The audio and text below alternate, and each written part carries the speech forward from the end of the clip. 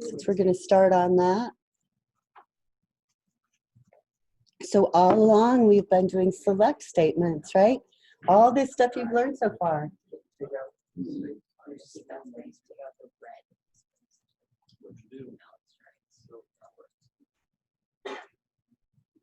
So whenever we're ready, guys, whenever we're ready, we'll get started. I know, we're trying to start class here.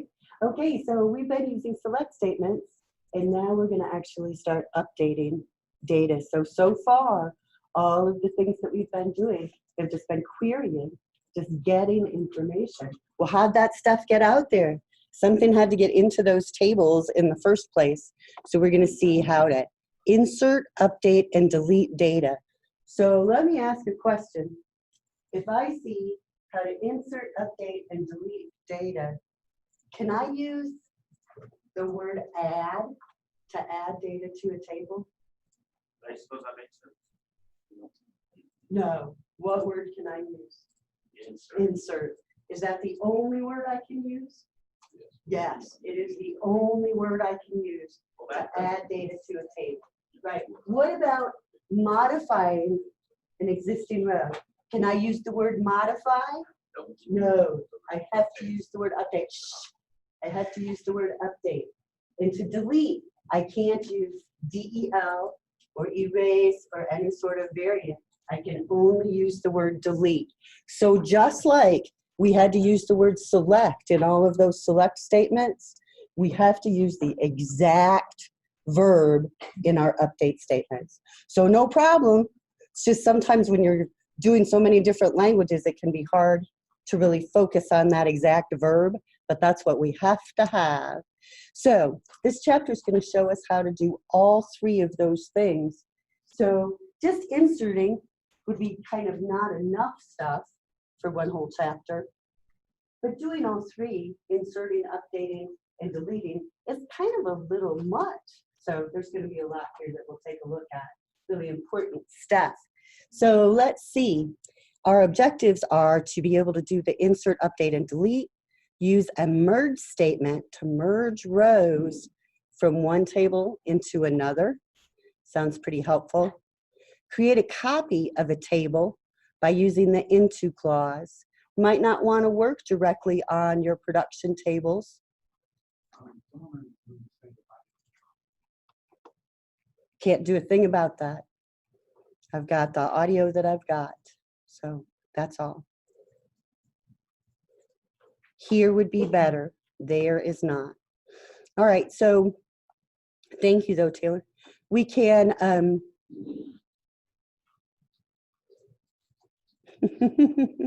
seeing faces here. Just say we can create a copy of a table. So like I was saying, you might not want to try your big update commands on the actual table. You might want to create like a test copy of it before you try your big update statement. Make sure that it all works well, because sometimes it's hard to undo those things.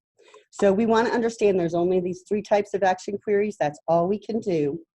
We want to look a lot at this chapter about how to handle null values and default values, because those are important things, and how the from clause is used in an update and delete statement, and how the merge statement works. So great. Here's the syntax, first of all, of our select into. Now the select into is going to let us create a table. So whatever our results are of this select statement, those results are going to be loaded into this table name here that we specify. So we might not see those results output on the screen, but we're going to have a new table that's created with those results. So let's open the SQL Manager. And last time, at the end of class, or maybe before our exam, we were looking at, what did I do with it? How to turn on line numbers and this thing.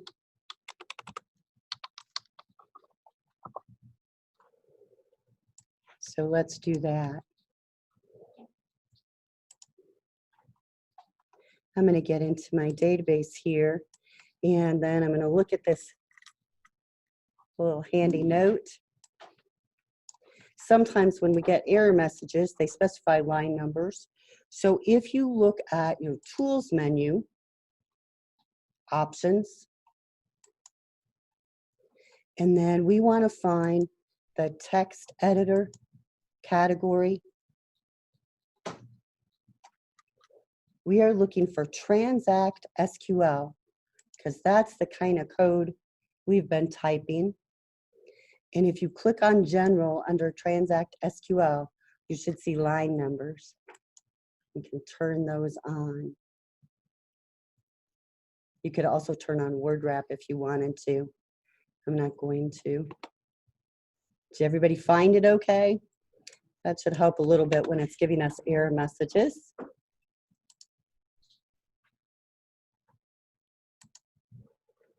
So let's try a select into. I'm going to create a new query here. And when I do this, I'm going to expand my tables because I should be creating a new table here. So I want to kind of make sure I can see it over here in my tables list after I do my select into statement to create it. So I think I'm ready here looking at everything. Oh, look at that line number. And I'm going to use my database.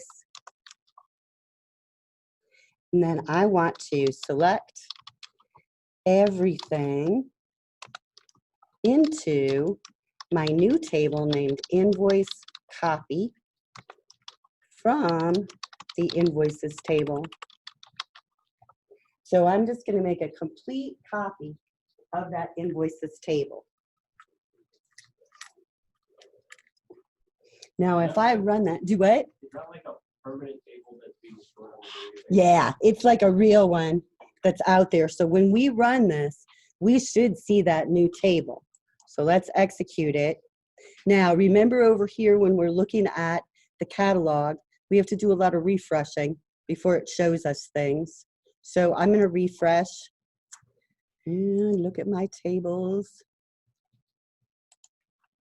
It refreshed for me, all right. And now I see that I have that new invoice copy table. Does everybody have it? If you look at your columns, you should see that you have the same columns as the invoice table. I'm going to look at my invoices table. You should be able to see the same columns.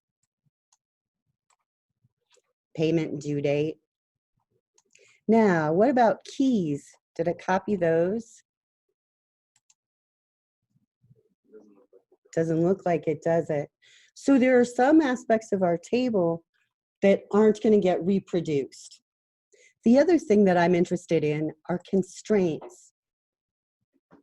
And I do see that the invoice table has some, and our new table does not. So when we're using our invoice copy for testing, there should be some differences here. It might not give us error messages about duplicate keys and things like that that we would get from our real invoice table. But that's okay. It's a really good test data bank for us. Bless you. Yes? What would happen if we were to, for whatever reason, probably by accident, I would assume, run this selected to statement more than once? Would it just overwrite the table again? Or? No, it would just tell you the table exists. Let's try it. It's already got that table. So it gives you an error that that table already exists. So it won't cause you any trouble. It's saying, oh, you're trying to create a new table and that table already exists. So I'm not going to run. Now, when we look at constraints, as we start getting into updates, the constraints are going to matter to us a lot more. I'm going to go to Canvas and find that entity relationship diagram, our AP database. This is the one that I printed. I'm just going to bring it up on the screen. And I want to look at that invoice table. Now, when I look at the invoice table, I see that my invoice has some dependencies, right? It's dependent upon the vendor table. Because when I store an invoice, I'm gonna have a vendor ID on that invoice. And that vendor ID better be found in the invoice table, right? Otherwise, I'm storing an invalid invoice. So that's referential integrity. The invoices table refers to the vendor table.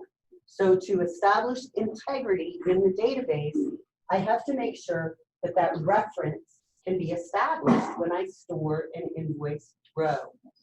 Referential integrity. My vendor exists. So I can't just Terry go out there and insert invoices. I'm gonna have trouble. I better make sure those vendors exist before I can insert invoices. Do you see any other things that have to exist before I can insert an invoice? If we assume that all of the lines indicate referential integrity items? There's a red one towards the bottom called terms ID. And so That looks like a dependency. it does look like a dependency.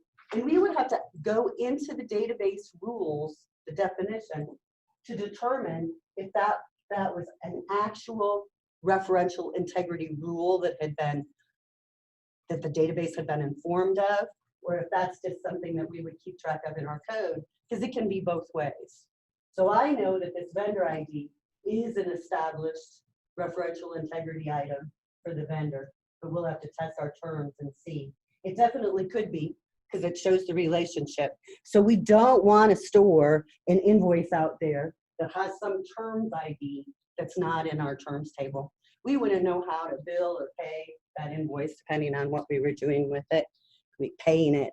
So these referential integrity items will not be copied when we do this select into. So that's why I'm saying we can use our test table for testing, but it's not going to be an exact replica of the actual table because some of those rules are not going to be in place. Okay, let's update this and let's create a partial copy. What if we want to just get some invoices? We don't want to get all of them. We can add a where clause. So I'm going to say I want to select star. Oops, I got to do into first. Into old invoices from our invoices table. Where, whoops, go down. Where our invoice total minus our payment total minus our credit total equals 0. So these are just going to be our outstanding invoices, right? The ones that we still owe something on. So I could select that and run just that statement. Now I got 103 rows this time. I wasn't really paying attention that first time, so I think It was 114. oh good, so we eliminated a few. Now, can I find that table over here in my tables? I'm gonna collapse those back down and make sure to click on my tables before I refresh so that hopefully it refreshes that. And now I've got old invoices as a table. Now, if I wanted to, remember we can right click on any of our items in this list and I could select the top 1,000 rows if I want to just see what data is out there really fast. I could also write that select statement to just get everything. Either way. So that's cool. That's nice that we can create a table. I'm going to close this select statement for the top 1,000 rows, and I'm going to save this one. And I'm going to save this as select into.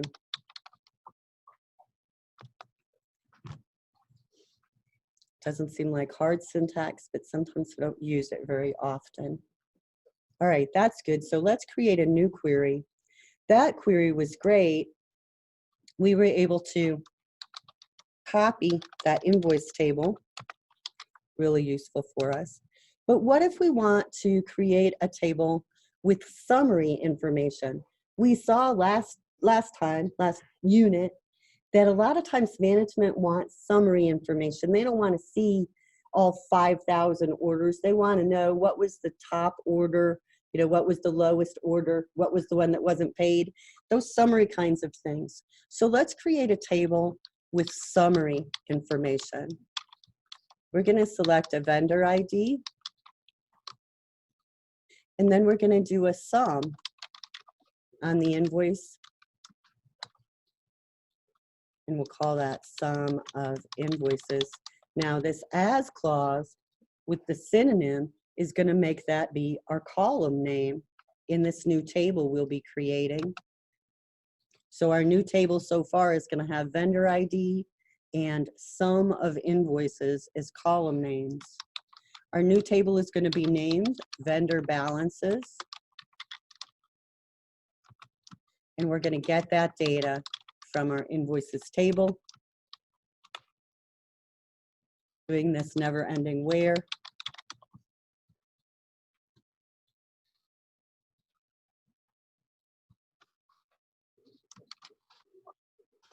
In this time, we want all the ones not equal to 0. That last one, we were getting those old ones that we'd paid, weren't we? This time, we want the ones that are unpaid. We've got to add in that group by clause, or else we're going to get an error because we have an aggregate function in our select clause. So we have to group our vendor ID. Let's run that. Now we should end up with a new table called vendor balances. Now I'm going to click on tables and refresh. Here's my vendor balances. If I look at that table, I should see just those two columns, our vendor ID and our sum of invoices. And if we go ahead and select everything from that table,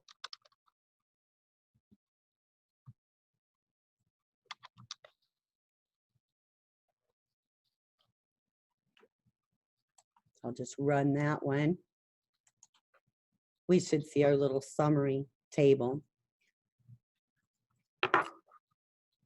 Now, before our unit exam and during the unit exams, some people were actually creating temporary tables like this using those common table expressions and the select statements, and that's a valid way of doing things too. You only want to create a table like this using the into clause if you're going to use it in multiple queries. Now, if you're going to use it in several different things, then it would be worth your while to create a table. In a lot of environments, when you're working, you might not even have security rights to create a table like that. So you might be forced to use the temporary tables like in the common table expressions and some of the other select clauses. But hopefully you're in an environment where you can create tables willy-nilly when you need to so that you can get stuff done, and then you'll be able to do that. Okay, so that's a summary query. Let's put a comment on that one. It didn't in the others because they were kind of self-explanatory. So this summary query, whoops, will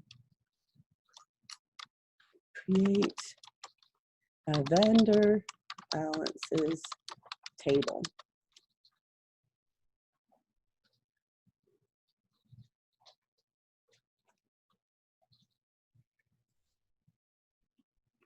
So I'm going to save this one. And I think I'm going to name it summary into.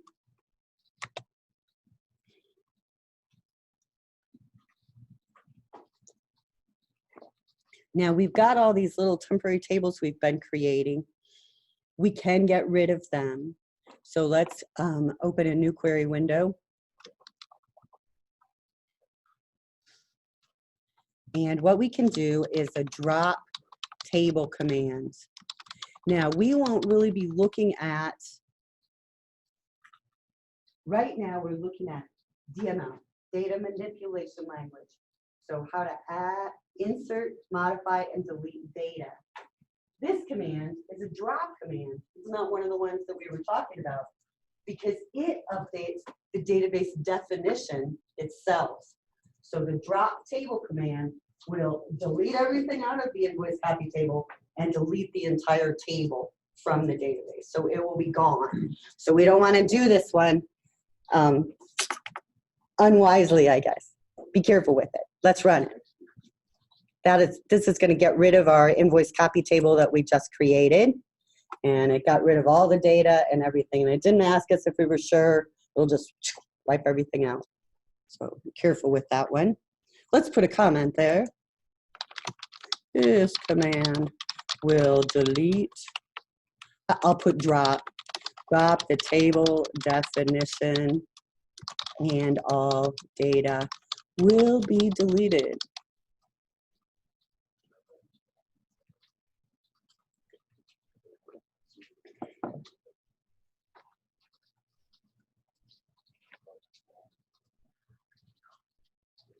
And let's save it then. I'm going to save this as drop table.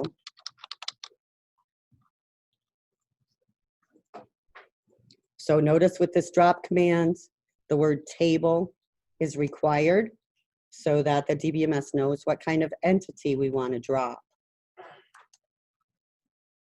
I'm giving an error on my invoice copy doesn't see it. I'm looking in my database. It's all the same. I just ran it to see if I did. Yeah, deleted it anyway. And to delete it, Yeah, it wasn't saying it existed though. some of the refreshing can be really weird. You guys, if you run into problems like that, let me know. Sometimes you might have to close out a SQL Server Management Studio and reopen it to refresh if it's being weird.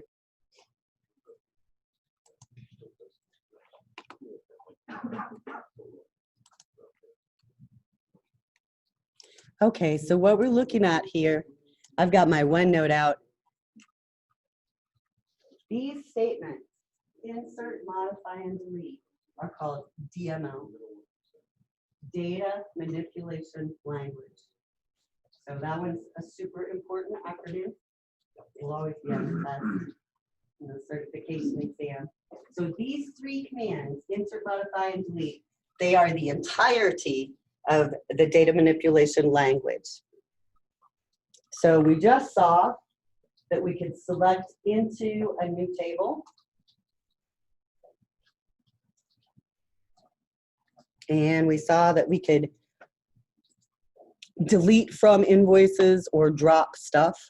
We'll look some more at deleting. All these other notes that are just scattered around, don't worry about, but we want to get that acronym in our head.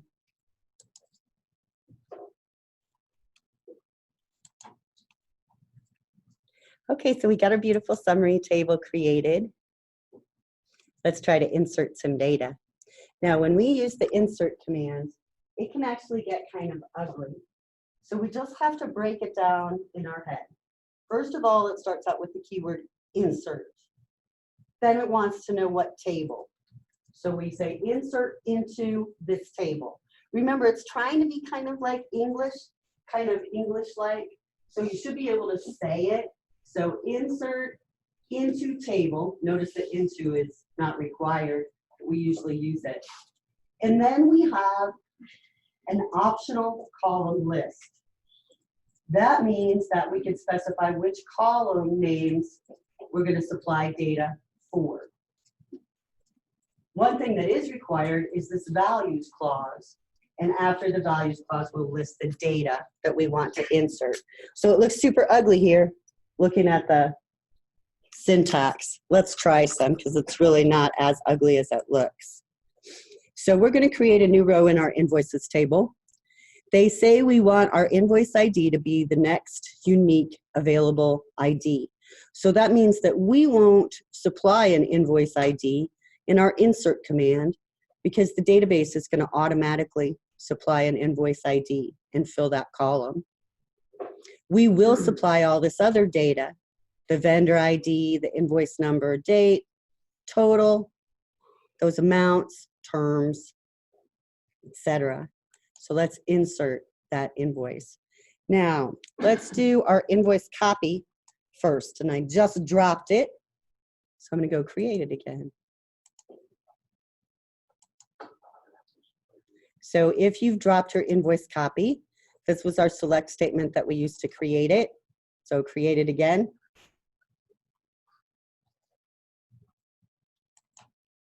And if you get no errors, it should have created that invoice copy table. All right. If you want to make sure, refresh, and you should see invoice copy is a table. All right, so I'm going to create a new query to do my insert.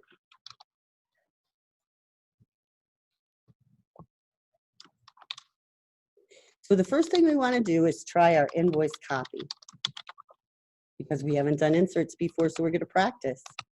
So we're going to insert into our invoice copy table. And the values we want to insert are going to be 97. And notice that there isn't any IntelliSense, like Visual Studio, you know, telling you what the next parameter is going to be. That would be really nice if there was, because instead we just have to kind of figure it out. So we want 97, then 4, 5, 6, 7, 8, 9.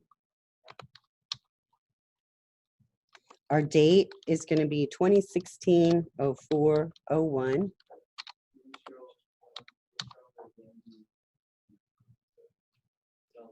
Do what?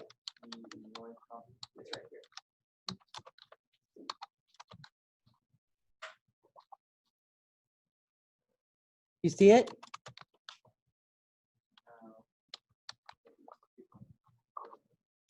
I've just got the into and the from tabbed over is all. You're trying to recreate the invoice copy table still, right? This is the statement that has select star into invoice copy or whatever you want to call it from invoices. This one she's got on the screen is to put new values into it, is why it looks weird. It's a different thing. Sounds like you guys got it. Now, before we run this query, we could select from our invoice copy table to see, let's see, we're adding vendor ID 97, invoice number 456789. So let's see, I could open up a new query and select star from invoice copy.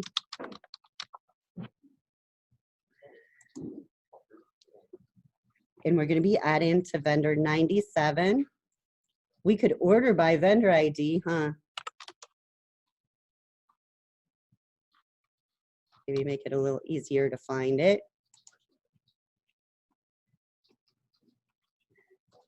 So right now, our vendor ID 97 does have 2 invoices.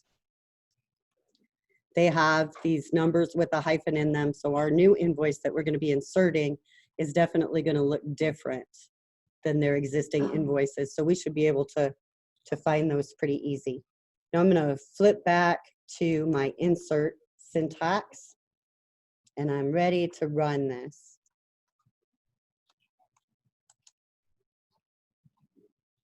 Tells me 1 row was affected. So that's good, because I was trying to insert a row. So it sounds like it inserted properly. I'm going to flip back over to my test query and run it again. Go down to my 97, and of course I could have just selected them. And now I see that I have 3. Now, if I had selected using vendor ID 97 and something went wrong with my insert, I might not be able to find that data that I inserted. So that's kind of why I was just selecting the entire table. Now, notice your invoice ID of 115. Because that number is automatically generated by the database, is the next available invoice number. We have no control over that. It jumped up, the next available invoice number was 115. Did you guys all get the same number? Did you? Because we could get different numbers, especially as we start inserting and deleting things. 115 now has been used, so it won't matter if we delete this, it won't be used again. It's already done. Okay, so awesome. Let's put some comments in that insert. This will insert a row into the invoice copy table.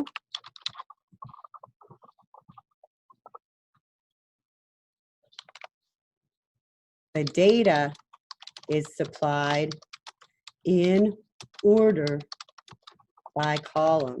Does that make sense? We have to have it in the same order as our columns are in the table. So just like we would be passing a parameter to a method or a function, we have to have it in the right order.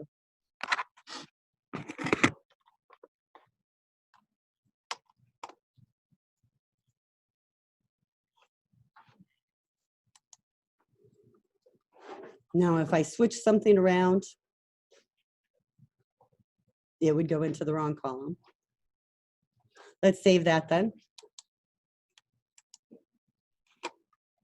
And this will just be insert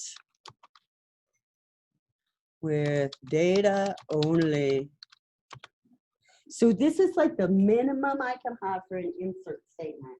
I have to have the name of the table, the word values, and then within parentheses, all of the different data variables that I want inserted into that table. Notice that our values are separated by commas. All those kinds of things are rules. What if we want to insert more than one thing at a time? Do we have to do a separate insert statement for each one, or is there a No, we can repeat the value specification over and over. We'll have to look. I want to say exact. I'll say it wrong. I think you just put a comma after the parentheses, just like you were doing a table initial value. They'll show us. So we'll see later, I guess. mm-hmm. Yes, we'll definitely look. Now, when you do this, there are some differences in syntax that different people like. You know, you can come up with your own way of doing things. Some people like to have the different values lined up in a row. Can you think of a reason that that would be a good thing to do?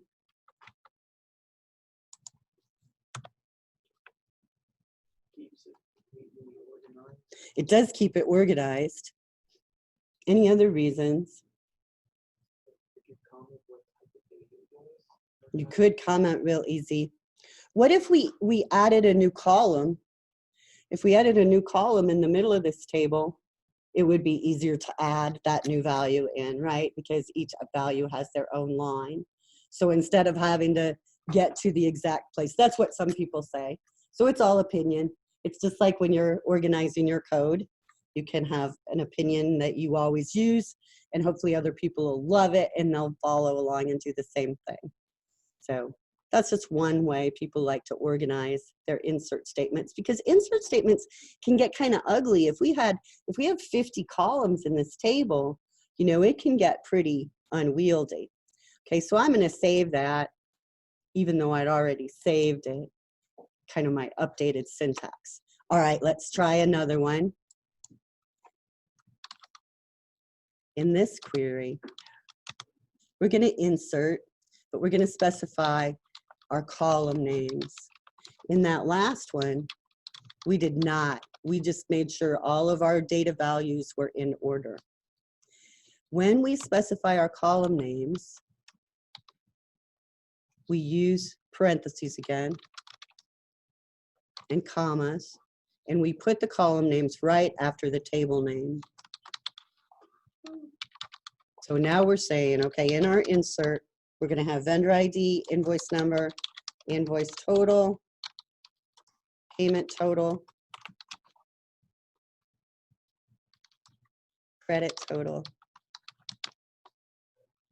terms ID, invoice date,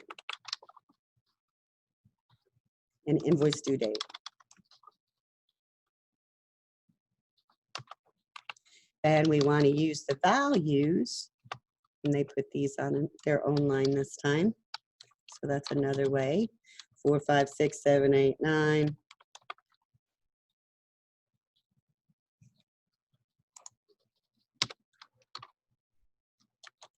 834450 001 160401. And then this one, for our due date, we have 2016-04-30. Got some weirdo fragment down there.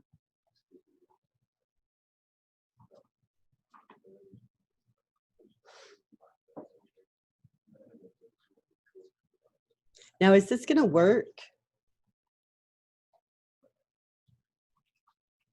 Let's try it. Something I'm noticing just now is that you've got the values in a different order than you did on the last one. Is that because we defined the different column names so we get to decide what order they get? Yes, it is. And so that way, when we specify these column names, our data is in the same order as the column names, irregardless of what order it is in the table. Very astute. So that's an important point. So sometimes you'll see programmers that leave out these column names because they're like, it's a lot of work. It is a lot of work.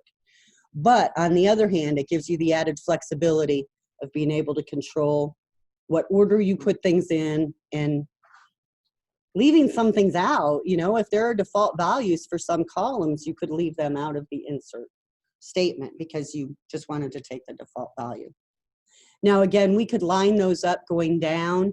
Notice how it would get really, really long.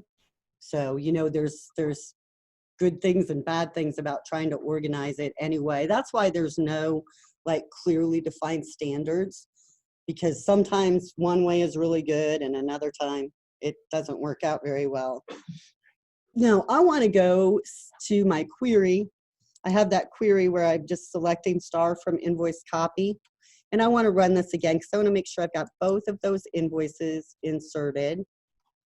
97. And so notice on our invoice number field, we didn't have any sort of rules, right? So we can have duplicates, which might be a problem. Now we have this invoice out here twice, but we didn't design the database. So we'd have to go to somebody and say, this seems like a problem with integrity. But for us, it's nice because we can practice our insert statement. But we got both of them out there. If you look, all of the data went into the right place for both of them because we've specified the right location of each column. So let's put a comment on this new insert.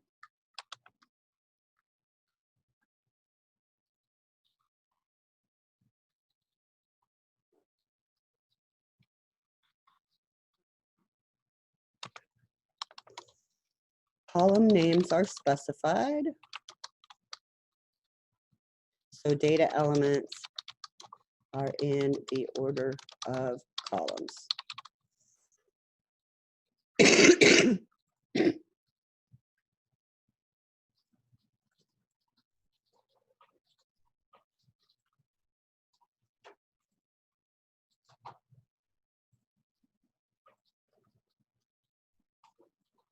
Now I want to save that.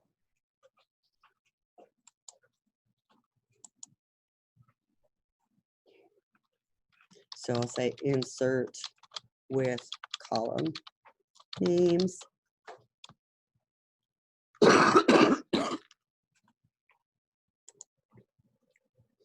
Very good. So now we're seeing how we can add data.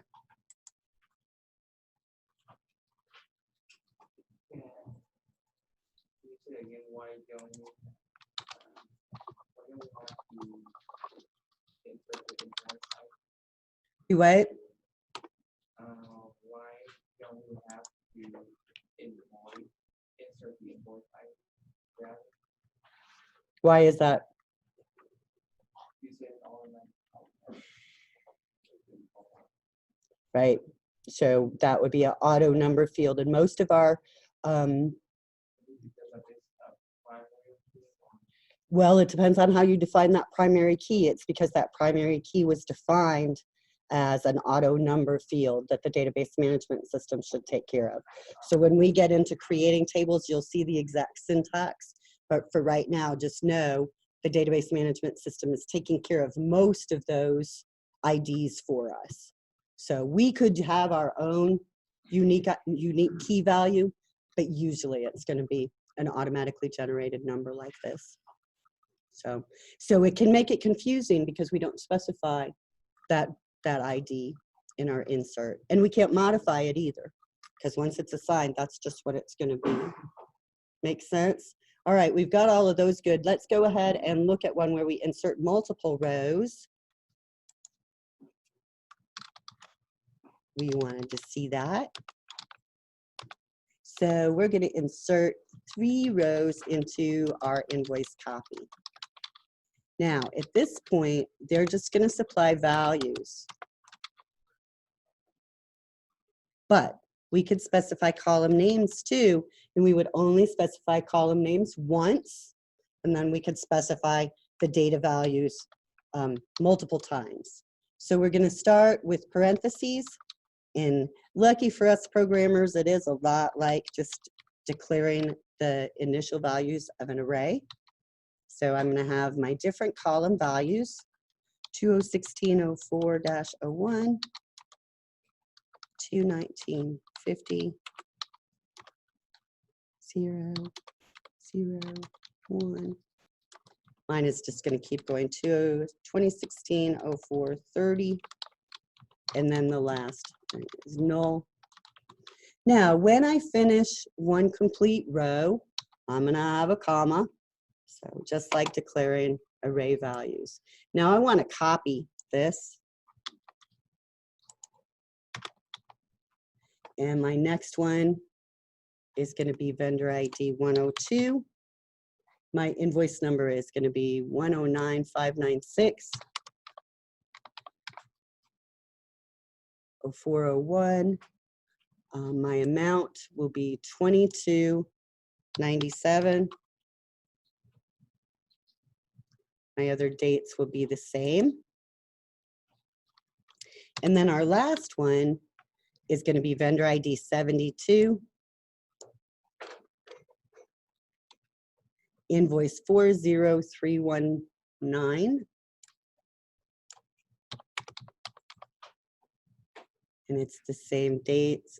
And our amount is 173.38. Now that last comma, I've got to replace with my closing semicolon, and then I should be ready to run this insert. So this is what I would generate if I were running, say I was running a C# program or Java program, and from that program code, I wanted to issue this command. I would probably do something like this where I was doing multiple rows depending on what I had going on. Okay, I'm going to execute it, and I should have 3 rows affected.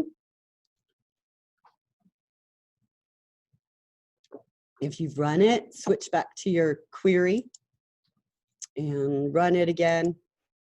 And we should have a new one for 95. Getting a bunch for 95. There it is.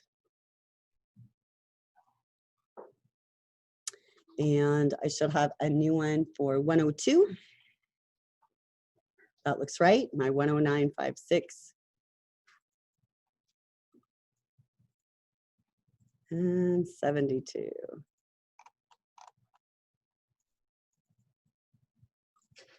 .40319. Looks good.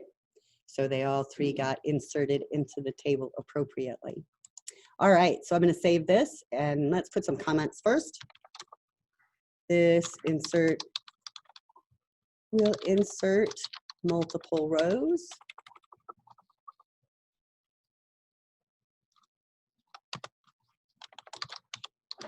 Values only are supplied, but column names could be used.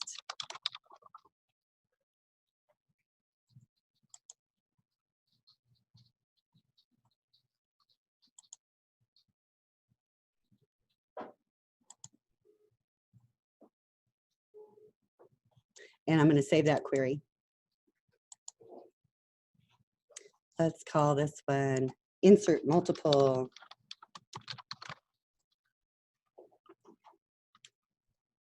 Okay, sure. Yeah, there's a lot of numbers. The dates are all the same, so that helps me.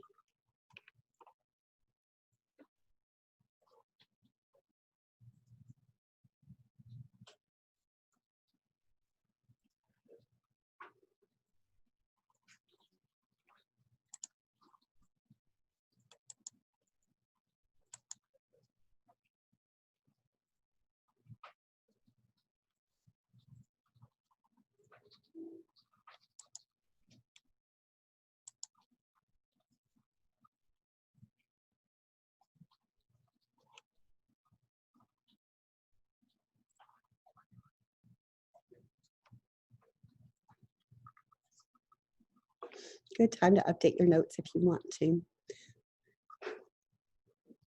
We're going to create a little table. The next few slides kind of use a table that doesn't really exist, so we'll just go ahead and use this as an opportunity to create one real quick so you can see how to do that. And then we'll use it.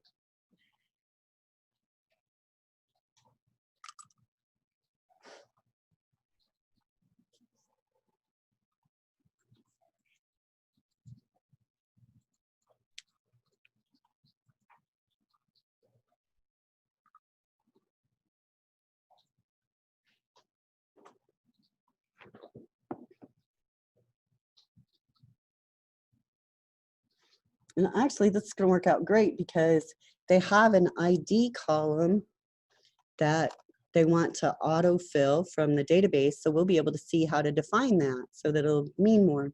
So this is a little table we're going to create, the color sample table. So it's only going to have these 3 columns. It's going to have an ID that we're going to let the database take care of. It's going to have a color number and a color name, so that we can try some different data types. So let's create that. Now, I could create that using DDL, data definition language, code here, but I can also use a graphical user interface. And later you're going to get to learn that code. So let's try the GUI. I want to click here on tables under my database, and I want to right click and choose new table.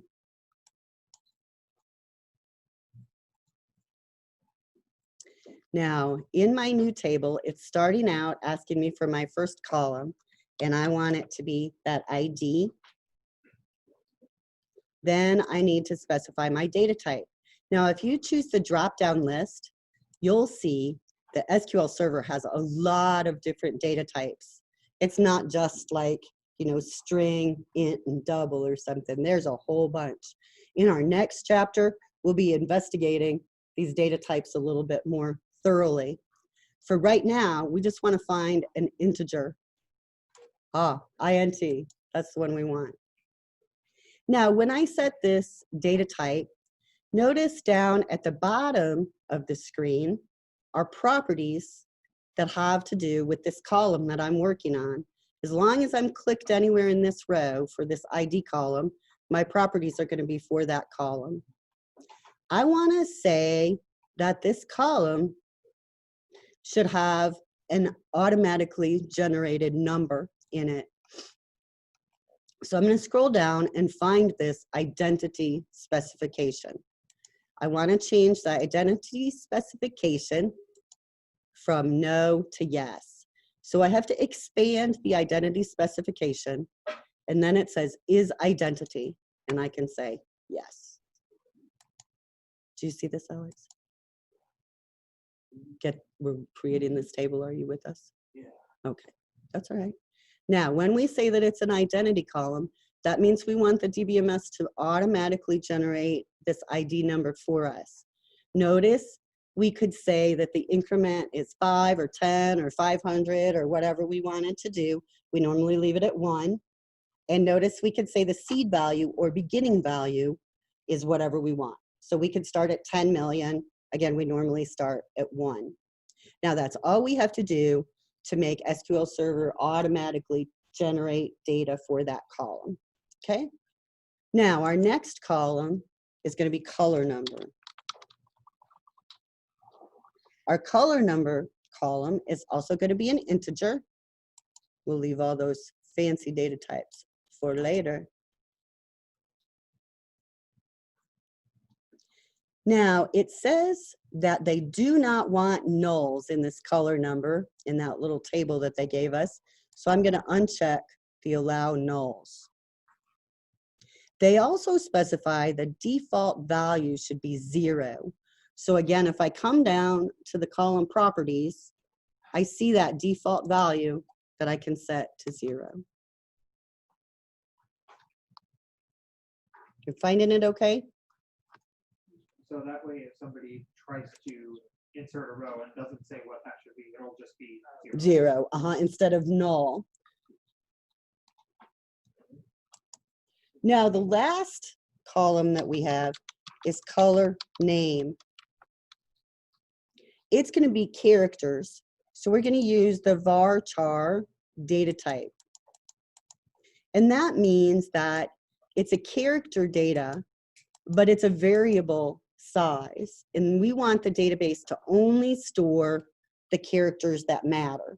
So don't store 200 spaces along with that, only store our actual data. So a variable character length. Now we can choose varchar 50, and then we're going to change to 10. That's what they specify. So that means the maximum length is 10, but if we only have one character in that column, only that one character will be stored, taking up disk space. Now on this one, we do want to allow nulls, and we're not going to have a default value. So that looks good. Now there's one more thing we need to do before we actually save this database. We need to set our primary key. And our primary key is our ID. Now, because we set that as an identity column, does not mean that the database automatically made it a primary key. It just knows it's going to automatically set that value. So we can do the primary key several different ways, but an easy way is to just right click and say set primary key. Notice on that right click menu that there are lots of options as far as inserting a new column in a place, deleting a column that you don't want, and then some of the more advanced things that we'll be getting to later. All right, so that looks good. So I'm ready to save it. I'm going to save table 1. When I save it, it should prompt me for a name. Why are you not? Hang on. We need to give it our right name.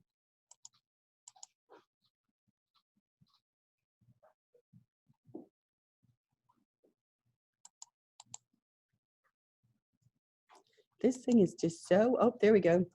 Okay, it is going to let me give it a name. The first time it didn't.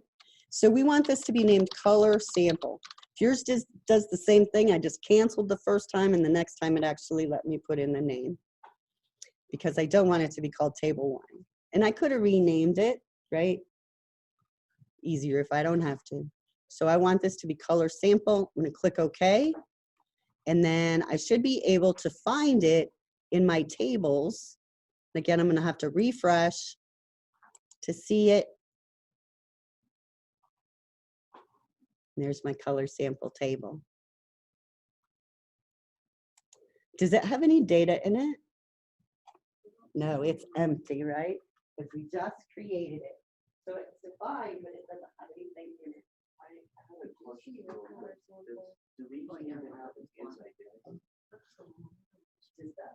Just the first one.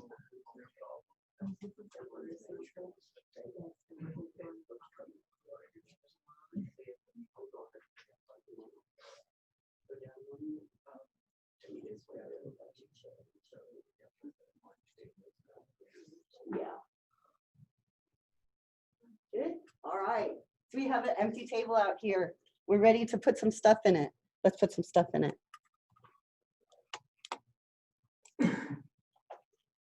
Now, this table designer window looks just like any other of our tabs.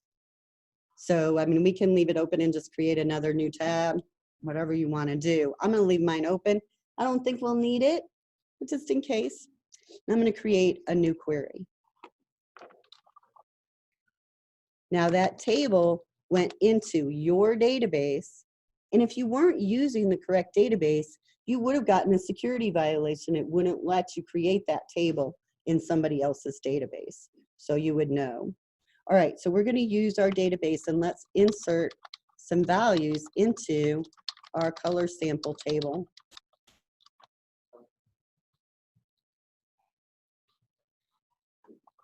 So first,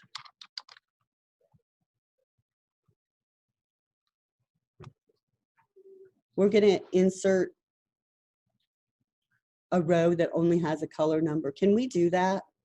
Do we have to have that color name when we insert? No, because it can be chosen as null. So it'll go to null. Let's insert that one and make sure. So I'm going to run this, and then I'll add a query here.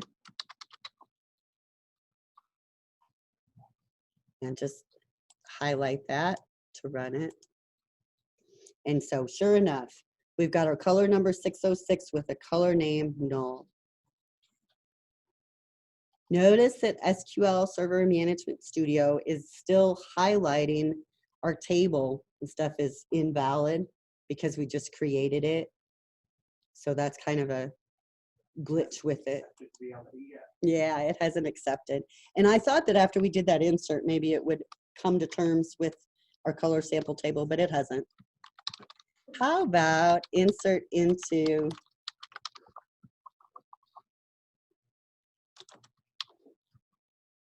let me put this one down a row so you can see it a little better. What if I do an insert into color sample and I say that the column I'm going to specify is color name and the values that I want are yellow. Is that query okay without the color number? Why is it going to be okay? It'll default to 0, so it won't be null because we said we wouldn't take null in that. So I'm going to select that and run it, just that insert, and then go back to my select star, and then I've got both data rows.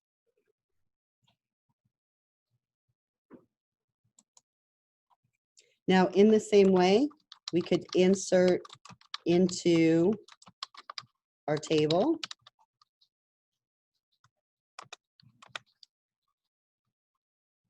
The values default and orange. So what do we think that'll do? Will we end up with the word default in our color number? We'd end up with that 0, right? That default value. Let's run it and see.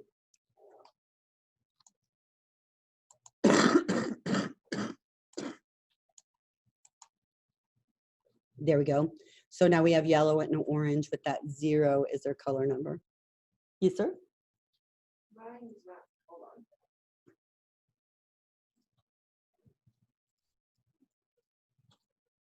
Mine's not working.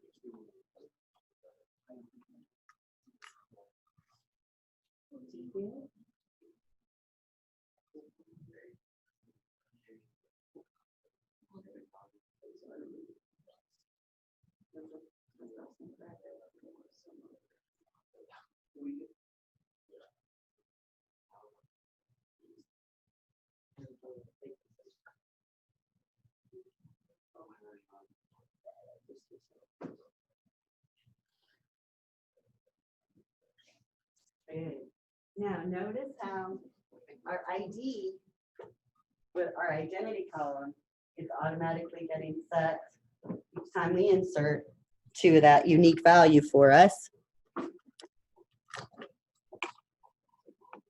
Okay, we're going to do a couple more because we want you to have some sample code here. Now let's insert into our color sample table this time values 808 and null. Now, again, that's not, it is going to put the word null in there, but it's a null value. So in the database, it does not actually contain that word null. It actually contains nothing, even though it looks like it has that word null. It is nothing, nothing, nothing. Now let's do an insert, and this time we're going to use our values default and null. That's all we're going to put in that table.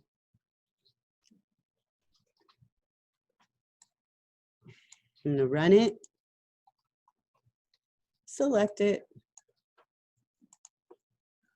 and now my row number 5 has a 0 and a null, because those are our default value and our null value. And one more way we can do that syntax.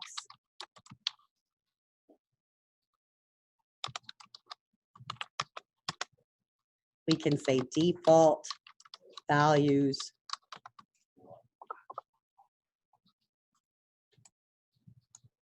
and that should give us the same thing.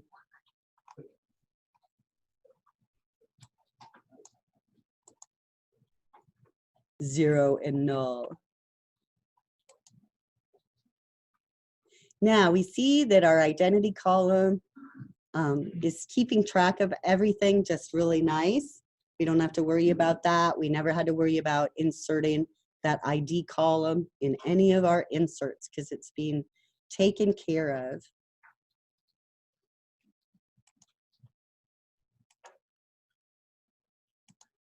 Okay, let's put a comment up there. These insert statements use the color sample table and several syntax options are shown. So if you need to set something to a null value or a default value, these ones will show you how to do that, in case you forget.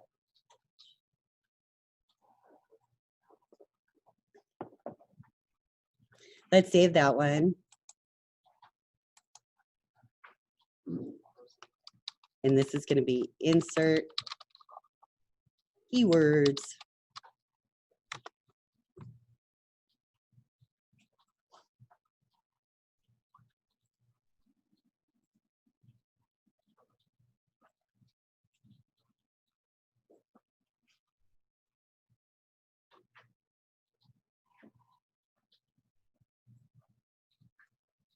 We started out looking at select into syntax, but there's actually a little bit more syntax available.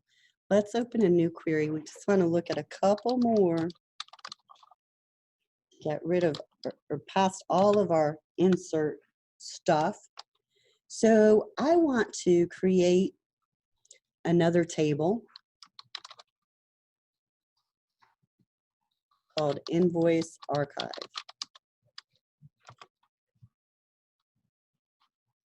And I want to put in that table all of the results of this select statement.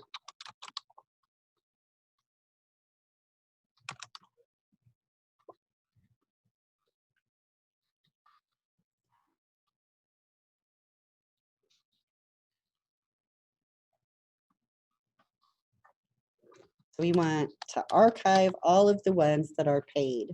So if our total is 0, we're going to push those into this invoice archive table.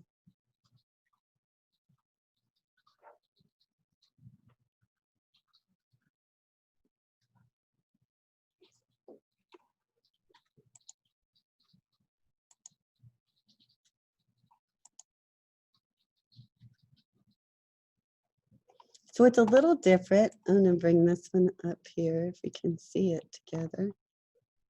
So in our original select into, we said we wanted to select these columns into this new table name.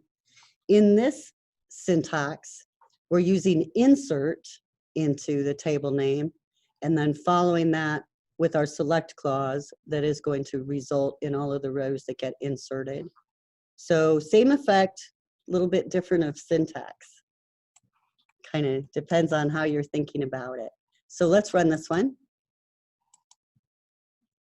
So we should have a new invoice archive table. Or did we already have an invoice archive table? So whenever we're using the select into, we're creating a table, right?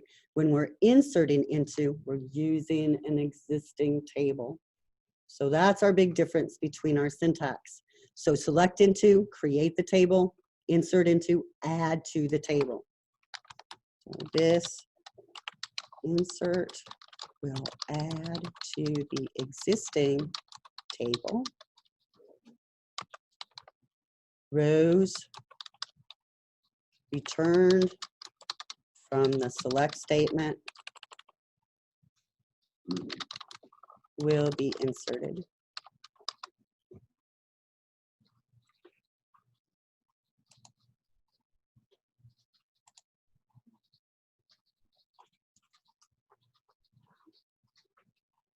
Now we could do the same thing with the column list, but I'm just going to show it to you because I think you guys are all really good typers already.